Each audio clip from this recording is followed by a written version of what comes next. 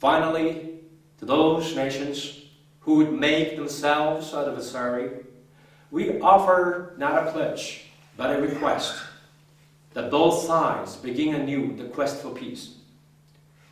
Before the dark powers of destruction, unleashed by science, engulf all humanity in planned or accidental self-destruction, we dare not tempt them with weakness, for only when our arms are sufficient beyond doubt can we be certain beyond doubt that they will never be employed.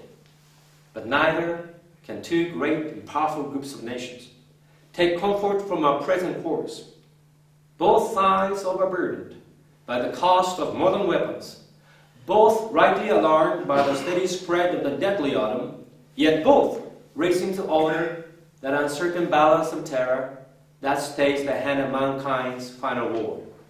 So let us begin anew, remembering that both sides, that civility is not a sign of weakness, and sincerity is always subject to proof. Let us never negotiate out of fear, but let us never fear to negotiate. Let both sides explore what problems unite us, instead of belaboring those problems which divide us. Let both sides for the first time formulate serious and precise proposals for the inspection and control of arms, and bring the absolute power to destroy other nations under the absolute control of all nations.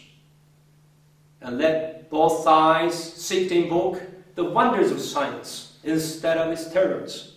Together, let us explore the stars, conquer the deserts, eradicate disease, tap the ocean depth, and encourage the arts and commerce.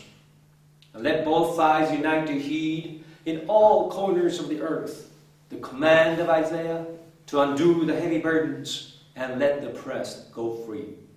And if each head of cooperation may push back the jungle of suspicion, let both sides join in creating a new endeavor. Not a new balance of power, but a new world of law, where the strong are just, the weak secure, and the peace reserved. All this will not be finished in the first 100 days, nor will it be finished in the first 1,000 days, nor in the life of this administration, nor even perhaps in our lifetime on this planet. But let us begin.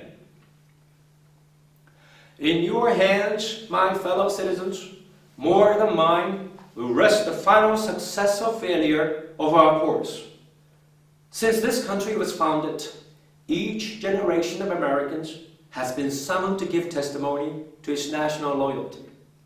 The graves of young Americans who answered the call to service surround the globe. Now the trumpet summons us again, not as a call to bear arms, though arms we need, not as a call to battle, though in battle we are, but a call to bear the burden of a long twilight struggle, year in and year out, rejoicing in hope, patient in tribulation, a struggle against the common enemies of man, tyranny, poverty, disease, and war itself.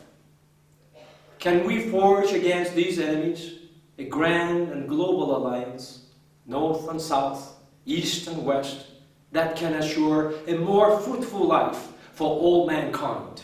Will you join in that historic effort? In the long history of the world, only a few generations have been granted the role of defending freedom in its hour of maximum danger. I do not shrink from this responsibility. I welcome it.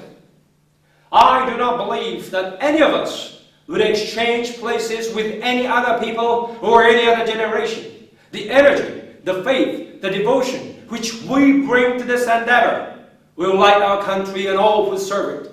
And the glow from that fire can truly light the world.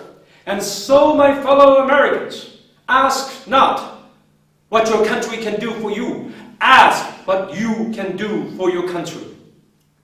My fellow citizens of the world, ask not what America will do for you, but what together we can do for the freedom of man.